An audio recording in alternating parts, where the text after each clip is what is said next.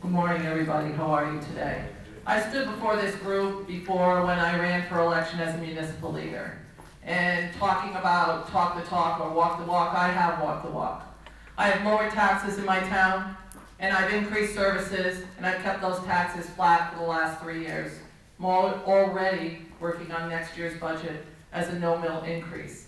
We've had no teacher layoffs. We've actually had our Board of Ed return $95,000 to our general fund. We've done that through common sense management of our resources. Let me tell you a little bit about myself.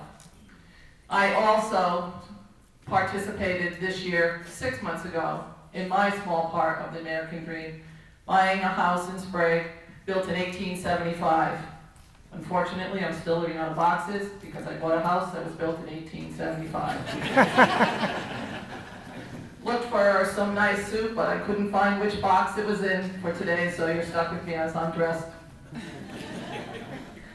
I'm a mom and a grandmother. I'm also a state employee, recently retired, 21 years in the Department of Correction. I did 4 years in the military as a Chinese linguist in the Army Security Agency. I know how to make tough choices. As a municipal leader, I took a pay cut from my predecessor, and I've kept that pay cut at that level. I've not taken a pay raise since I've been the first selectman in my town. So I do know how to make tough choices.